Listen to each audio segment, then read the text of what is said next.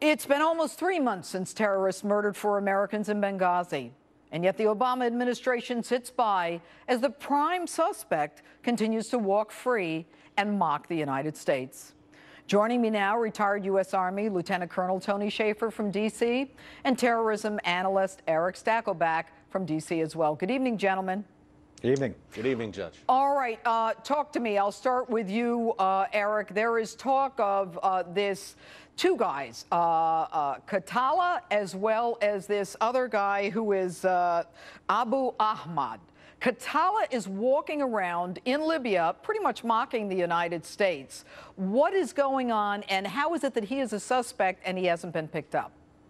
Well, look, Judge, Khatallah is the leader of this group, Ansar al-Sharia, which was very likely behind the consulate attack. Now, he's actually doing media interviews, Judge, where he's in cafes in Benghazi drinking a Frappuccino, talking to reporters and saying, hey, no one has picked me up. No one has questioned not only me, but anyone from my organization, Ansar al-Sharia. This is insane, Judge. It's great today that we picked up a guy named Abu Ahmad in Egypt, who was also involved in the Libya attack. But look, he's in Egypt. The guys who actually carried out the bulk of the attack, Libyans, we haven't picked anyone up. And as you said, this guy is a free man walking around in Libya. You think in the very least that we could apply some pressure to the Libyan government, which we helped make this new government happen, apply some pressure to them to at least pick him up and question him. All right, and Colonel Shaffer, now the photo that we've been showing at full screen is Abu Ahmad. That's the guy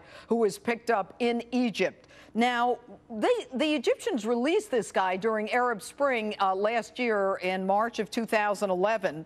That's now, correct. they're in the middle of this full-scale revolt, you know, thousands of protesters protesting the government, and they're picking up this guy that we want, that we think may be connected to the attack in Benghazi. What's going on there? Is this for real? Who is this guy? No, it's not for real. I think this is another thing they're trying to do to basically buy time for whatever they want to do. Let's be very clear here. He was released as part of this entire release of a number of radicals last year.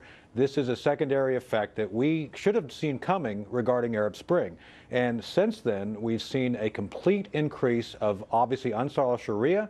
All these other individuals have taken an active, not only active measures to actually do things against the United States, they're continuing to plan these things.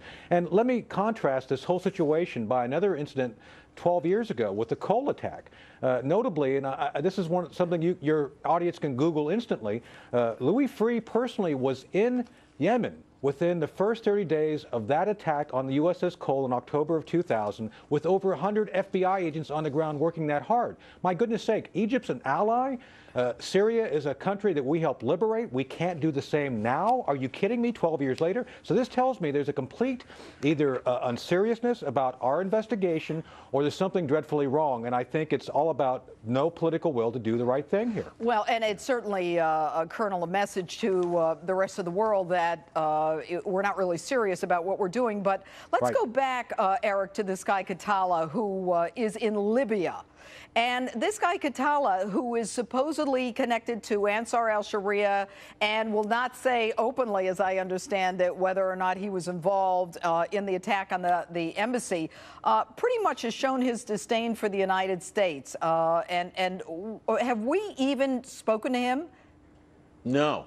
To my understanding, Judge, to the best of our knowledge, no one from the U.S. has spoken to him. And he says he was at the consulate during the September 11th attack, Judge, but he was just helping to remove people who were trapped inside the consulate. That's his version of the story. Look, at the end of the day, the Obama administration, and Tony said it, is fundamentally unserious about this Benghazi investigation, Judge. In my estimation, they just want Benghazi to go away. Number one, they want to focus on domestic issues. Number two, they want to empty out of the Middle East and pivot to Asia. That's the new strategy for the Obama administration militarily. But before we run out of time here, Tony, I want to ask you about whether or not the United States has had an opportunity to question this guy, Abu Ahmad, Jamal Abu Ahmad, the guy in Egypt.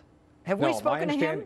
No, my understanding is that they have notified us that he's been rolled up, But now we have to go through an entire separate process to gain access to him. And there's no guarantee, Judge, that we will ever question him directly. This may be us giving them questions, hoping that they actually ask them. So we don't know. Again, this is, as far as I'm concerned, just a bait, just baiting us out there to make us think they're making progress with no guarantee anything is going to be done to actually help the investigation. Here we go again. We've got these guys who were targets. We haven't spoken to either one of them in Egypt or Libya while they continue to get our money. Shame on us. Tony, Eric, thanks so much for being with us this evening. Thank you, Judge.